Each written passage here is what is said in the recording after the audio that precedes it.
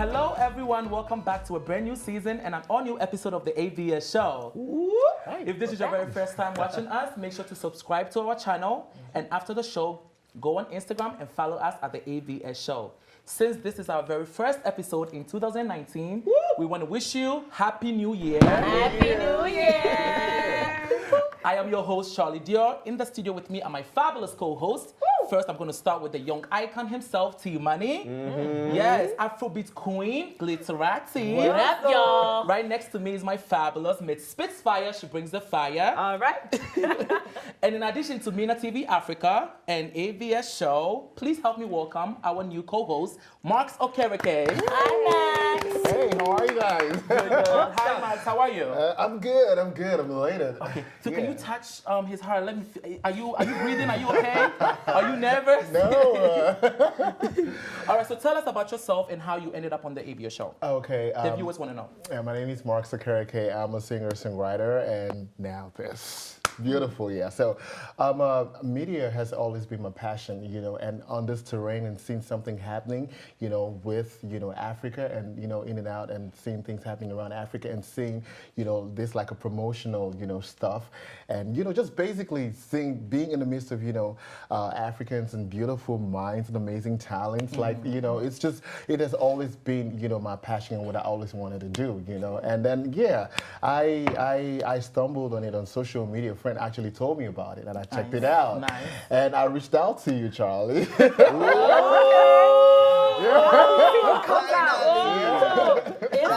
to go down. All right. So I reached out to you, Charlie, like, hey, I like what y'all doing. I like what's going on and everything. And this is what I do as well, too. I love to be part of the show and everything. And then, yeah, it was like a year ago. Yeah, and then we kept in touch and stuff like that. And when it was time for the auditions and you were like, yo, okay, it's time, get the address and everything. I sent the emails and we're here. And shout out to Mina. Mina, shout out to you, Mina. So can you tell our viewers where you're from? Oh, I'm Nigerian. Nigeria in the building. It's Nigeria. Finally, my brother don't come. Nigeria. Yeah. So now we got more Nigerians here. We love They you, collect Nigerians. them. No, we collect them. So welcome on the show. Yeah, thank you so I'm much. assuming you've already watched the show, so you know what it's about. Of course. And we are happy you're here. Thank you okay. so much. I've seen you guys. I know you traveled to Nigeria. Yes, I did. Okay, so and yeah, so welcome back. We're gonna dive right into today's topic. So today's show is gonna be a little bit special because what we're gonna be doing is catching up on old but hot, juicy topics. Okay, because we haven't been in the studio for the past 3 months. So we're gonna jump into it and catch up on some stories, okay? Yeah. All right, so Gucci versus Blackface. Did you guys hear the story? Sure did. So Gucci received a lot of backlash after one of their designs appeared to be a resemblance of blackface. Twitter went wild. Celebrities were boycotting it. Yeah. So what do you guys think about it? Did you see the story? What do you guys think about it? I think it's a ploy by companies to get people excited and to get their. How many times do you see a Gucci advertisement? Gucci doesn't advertise to the regular person. But now Gucci is trending, right? Prada is trending. Moncler is trending because of the blackface. So the thing they're doing now is that they're using political issues and social issues to push advertisement. So now I'm thinking is a ploy because Dove did it, Pepsi did it, H&M. now H&M did it. Did you ever see that monkey sweater in any H&M? I never saw it. So have you ever even seen this Gucci sweater in any Gucci store? No, I haven't seen it. So it just seems like they're doing things to push them. They're getting free advertising because every time you share, repost, and everything, you're getting to see Gucci. And Gucci was never, and also people that hate Black people are going to go and buy Gucci more. And it doesn't stop. I think like they're just doing it to get attention and free advertisement. Now it's like the new advertising ploy is social movement. Okay, let's make sure we hit on women's movement, Black movements, this movement. So I'm thinking that now it's beginning to be like let's start drama to get advertisement. So I'm kind of not really falling into it as much. But go ahead. Yeah. The another thing is the boycotting as well.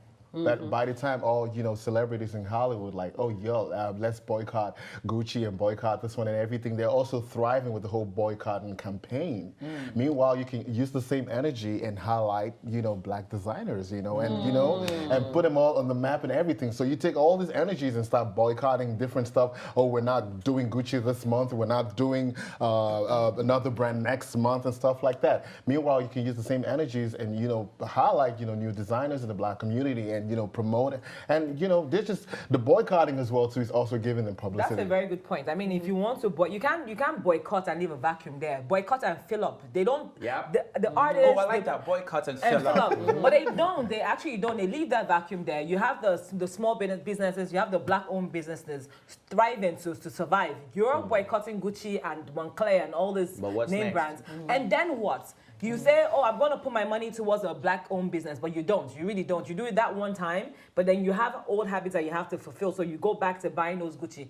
On the low, all these businesses are not coming up. You're not promoting them on your pages. You're not wearing them on the runway, on the red carpet. You're not talking about this unknown person in the hood that did a very wonderful design that you're wearing. You're not spotting that. You probably talk about the necklace you have in your neck or the earrings, but leaving out this same black person that you're trying to promote. So we need to do better. If you want to boycott, but fill up. Yes.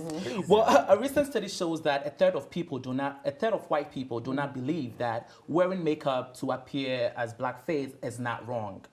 And for me, I would like to meet those people. Because I believe it's 100% offensive, it's racist, it's ignorant, it's wrong to do blackface. And for you to get that, you have to know the genesis of what blackface is. Blackface was done, especially in the entertainment industry, to make fun of black people. That was the reason. To promote negative stereotype. I had to do a research. I had to literally school myself on that. Because what's this whole blackface you're talking about? I just went online oh wow, this is the reason why. So when they do something like this, it's offensive to black people. It's very offensive to black people. And yes, we should boycott Gucci. They did this blackface to mimic slavery. To promote that black people were lazy, inhuman, and I, for one, I'm not here for it. This cost over $800. I can't afford it anyways, but I'm still boycotting it. I don't want to see it. The funny thing is that most of the racially aggressive approach that has been happening comes from Europe.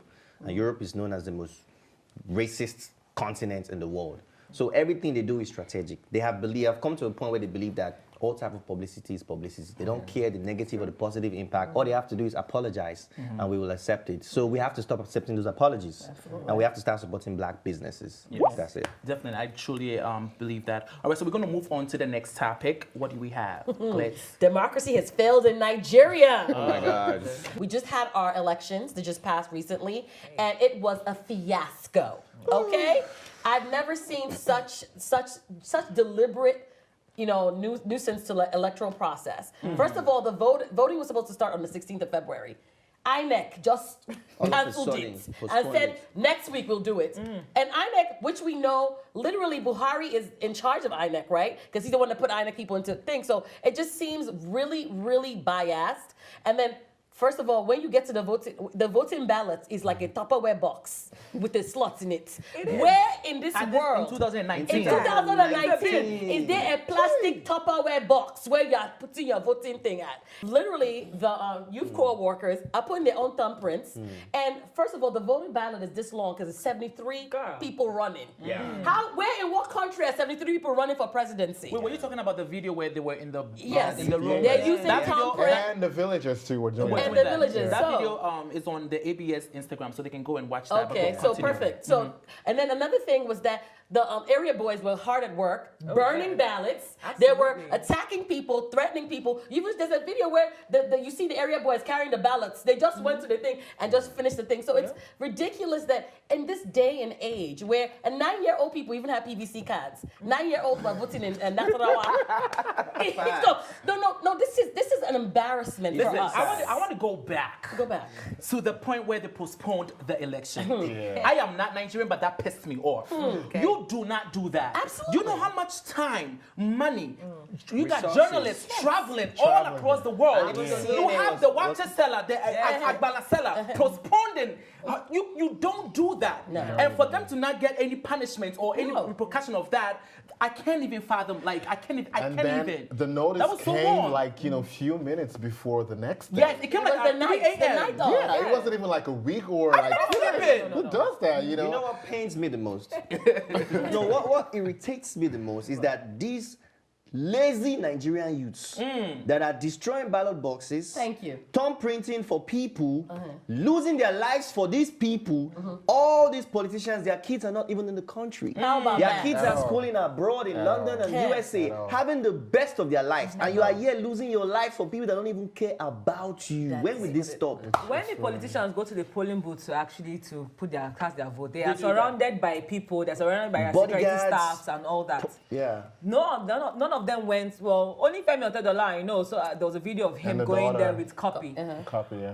None of them went with their children. I believe copy matter. Their Nobody will touch children- copy now. Their children are out of the country. Yes. You now, they cajole you into going to snatch ballot For boxes. 10,000 naira. There was even a guy that they caught in Okota that led a team of thugs to go and snatch ballot boxes, and these Igbo men were not joking. They caught the guy. Yes. Beat him within an inch of his life, and then left him and handed him over to the police. Yeah. You don't do that. You're putting your life at risk from people that don't care They don't about care you. about you. The moment they assume that position of power and you try to reach them, my dear, you cannot. If you do too much, they will kill. They will get rid of you. They will kill you. They did kill somebody. Yeah. And you know 36 what? people, 39 burned people them were down. killed Why? during election. And for me, those people are not doing it because they are bored. It's coming from the top. Absolutely. Somebody pays somebody to pay somebody to Yeah. pay somebody It to is, do it that. is. And you It's know coming what? from the top. They You will know- even pay for chaos so that there will be Yeah. so much chaos in that neighborhood and they won't be able to cast your vote. This is one question I've always had for people. If you think your votes don't really count, because Nigerian used to say, but what is it? My votes don't count, they will still put who they want to put there. Oh, really? So why did they pay so much money to create chaos everywhere? to rig the Why did they election. pay so much money for thugs to go and snatch ballot boxes? If truly, The votes don't your count. votes don't count. Yep. Are you guys kidding The me? most heartbreaking thing is this whole activities would just create fear.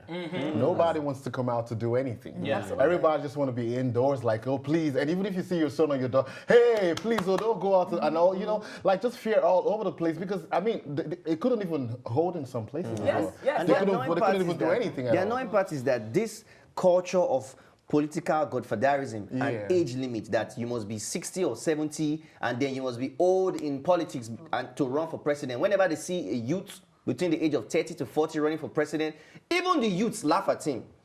You see how stupid we are? We have the power to vote. We have the power to put someone new, but the youths don't even believe in the youths. Yeah. So we are our own problems. You're right. I had So a whole Buhari argument. And these two are in their 70s, and they have been in presidency already. One was Atiku was vice president. Yeah. Buhari was president. Didn't work out for him. Comes back again. And the thing about it is so disturbing is that it's causing chaos within us as Nigerians because in Igbo land they really were going hard on the Igbos, making sure the Igbos were not voting because they knew those votes were not going to count. And in Bauchi, I was just at Bauchi. Bauchi, 700,000 people voted in Bauchi. They left their cows and heading and everything. I went to vote. Really? It's a lie. Is that what? No. Is it the Bauchi number that is doing you? My dear, the KKKs, when the KKK came out, Katsina, Kanu, and Kebbi, Yeah. everywhere I said they had kind of numbers in those states. There's no way, I'm sorry, Nigerians. There's no way that one person can sit there and count 1, 2, 3, 1.5 million. Yes. I'm sorry. There's gonna be an error in there somewhere. My dear. Okay? No computers, no nothing. Everything is just Speaking manual. of computers, my darling, I would think that 2019, we've gotten to the stage where Nigeria, now they fall my hand though. Like a We've gotten to the machine. stage where we have actual computers that you can go. When they were saying PVC, the whole time my headspace was, okay, PVC, you go with your PVC, Yeah. put it in, Yeah. cast your votes, and pull it out, and you Boom. go. So It what's the records. essence of So PVC? the PVC was just pretty much TV, so you're temporary. But We're talking about Nigeria. PVC, FCC, PVC. They will use some way means to still corrupt. There will still be some corruption. Because somebody will in Ghana. Are we going down? No. The topic is not. You see, this is what you're doing. You're trying to deflect from the conversation. You're trying to deflect from the conversation. We're not talking about Ghana. We're not talking about Ghana. The issue right here. No, Ghana issue will come. Excuse me. We're talking about Nigeria. So anytime there's a conversation about Nigeria, I should just be quiet and sit here. No. Let me give you how I feel about it. You're already doing too much. I'm not doing too much. I'm saying the fact. You know what? How about this? Let's move on. Since we don't want to talk about Nigerians, let's move. Nonsense. Oh my God. Let's move on to the next topic. And I think you have this one for us. What's going on? Okay. They're stressing me out, though. Okay, so I thought that was heated, though. So wait for this particular one. So we have protests of the inhuman treatments as Ghana deports 700. Ghana, they give us Ghana, let's go. Okay, so there's a quote right here. They're giving us Ghana, let's Listen to the news, There's please. a quote right here. The Nigerian High Commissioner to Ghana, Ambassador Michael Abikoe, has protested the inhuman treatment of Nigerians by the Ghana Immigration Service with the deportation of 722 Nigerians. And the High Commissioner also said the 723 Nigerians were majorly deported on alleged cybercrime, prostitution, and overstay between January 2018 and 2019. Yeah. So now the thing is, I was reading about it, and then some people are now saying this is like a revenge porn for what happened 36 years ago. Ghana must go. Ghana must go. In Nigeria. Yes. And so another thing I'm saying is, should they have been jailed, do time before? And just let them. Jail where? In Ghana? Hold on. No, I'm just asking you a question. Yeah. Jail where in Ghana? Should they have a jail time other than throwing them back to Nigeria? No, and let me answer that. The reason why that cannot be, because when we put you guys in jail, then our tax money is going to be feeding the jail people. No, we don't want that. Listen, Ghana is one of the most we are so welcoming to everybody, and everybody knows that. Ghana is one of the peaceful countries, and we welcome everybody. We welcome Togolese people, Liberian people, Nigerian people, Gambian people. The issue here is when these alleged people, when they come to Ghana, they weren't just kumbayaing and just walking around. They were doing illegal crimes. Yeah. They were prostituting. Let me finish. What these people did was they blocked roads. Started having parties, smoking, and doing all kinds of nonsense. Listen, you can never do that in America. You can never travel. You can never travel to another person's country and do all kinds of these things like that. You cannot do that. America will never. They'll throw you out. Hold on, My issue is... Charlie. Let me finish. Let me land.